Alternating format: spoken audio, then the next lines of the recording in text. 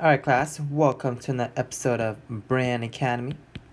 As always, my name is Bran, I'm Mr. Wynn's twin brother. And today we're on chapter 10-4, Inscribed Angles. Okay, it's real quick, a little visual, check this out. Okay, boom, okay, look right here, red dot is the center. Okay, this here is inside the circle, right? That's inside.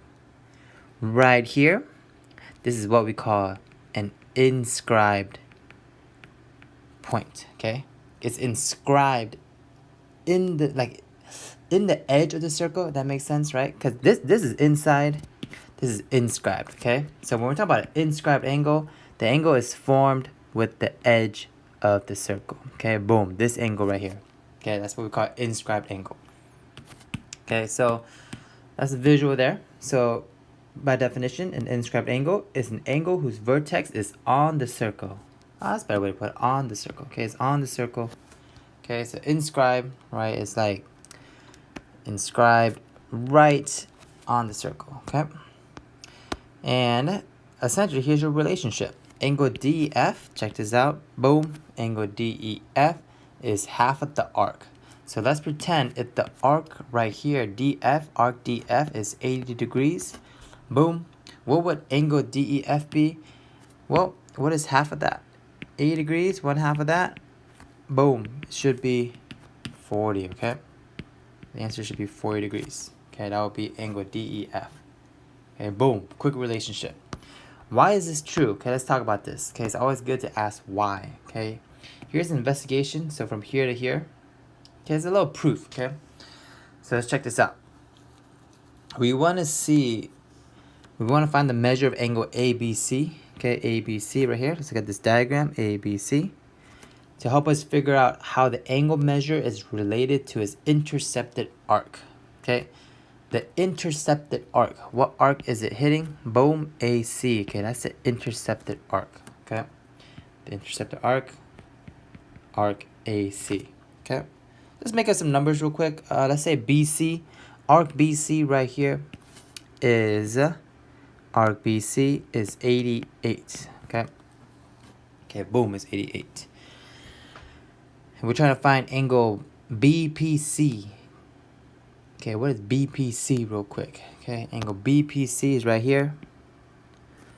That is a central angle, right? So if that's the central angle, we're gonna know this angle right here is actually also 88 degrees, right? It matches up with the arc. This is back in 10-2. Okay, also fun fact. In red here, this angle has to be 92 degrees, the arc. Okay, the reason why it's 92 degrees because 88 plus 92, well, that's 180 degrees, right? And do we see how this right here is the diameter, right? It's half the circle, right? So if this part here is 88, right, going from B to C, then the remaining part here has to be 92. Okay, hopefully we agree with that. Okay, what kind of triangle is triangle BPC? Let's look at that. BPC, this triangle right here in purple. What type of triangle is that? Well, it's formed by two radius, right? Boom, boom.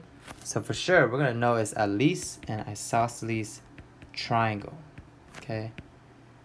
Isosceles triangle. Okay. Something about isosceles triangle, you're going to know that each of these little segments here, or not segments, each of these angles, these little angles, boom, X and X.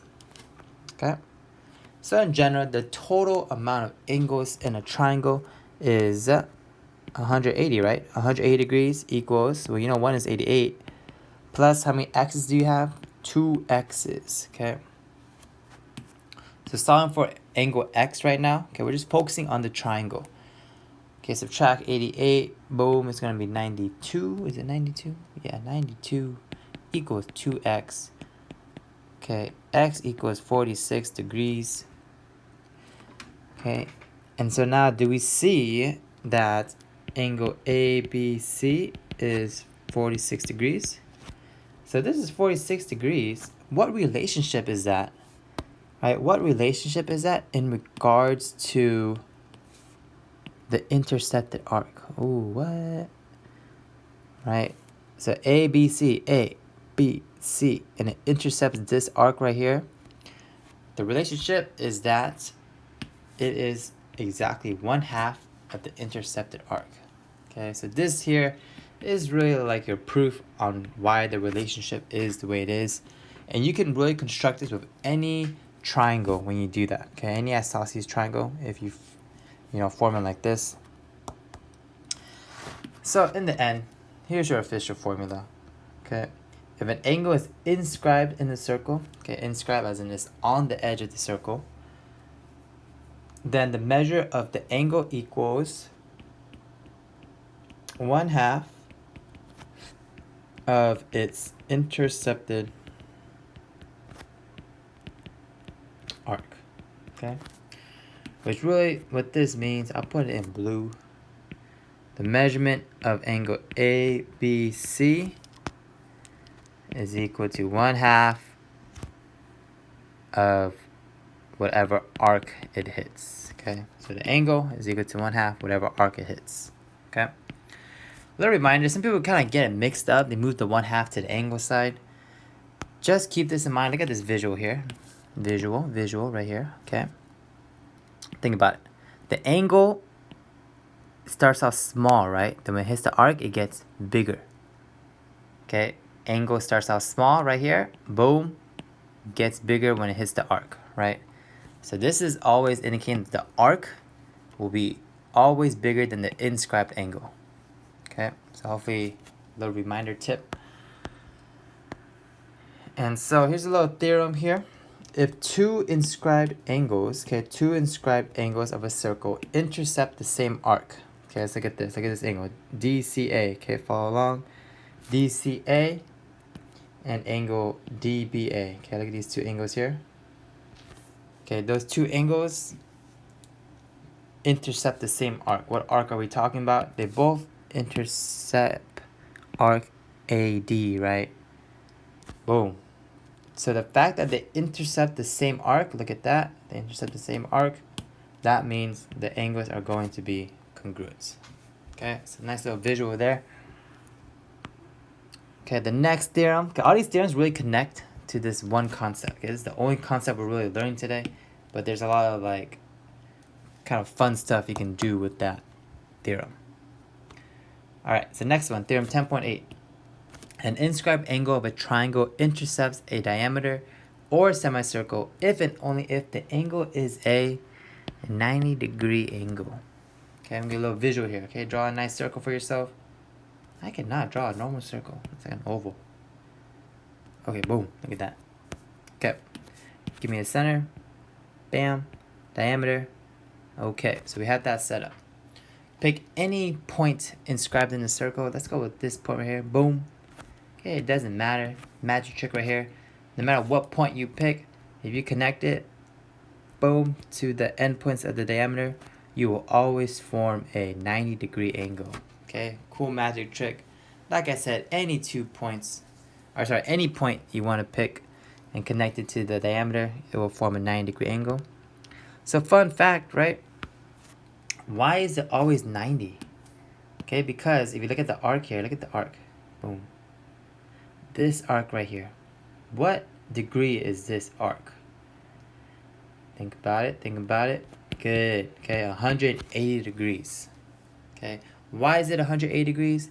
Well, obviously it's because it is half of the circle, right? The fact that it's half the circle is 180 degrees. And this would then make sense because if you look here, this is 90, right? This inscribed angle is 90 degrees. So does the relationship still hold, right? 90 is still 1/2 of 180, right? AKA the angle. Sorry, I should put the inscribed angle. Inscribed angle equals 1/2 of the arc. Okay. Boom. Magic. Alright, next theorem here. Last one, that's it. We're just going to jump straight to examples. Okay, in the image to the right, what can you determine about the sums of the opposite angles of a quadrilateral? Inscribed in a circle. Oops, sorry. Inscribed in a circle. Okay, let's test it out here. Boom. Look at this angle LKN and angle LMN. Okay, so the two angles are opposite each other. Okay, these are opposite. let's focus on, oh, let's keep the red with the red, you know, red with the red, purple with the purple. Okay, check out the arcs that they intercept here. Okay, it's a little magic trick. Boom, that arc, okay, for purple. And let's go on red. Okay, LMN intercepts this arc, right? See that? Do we see that it completes a full circle? Okay, completes a full circle.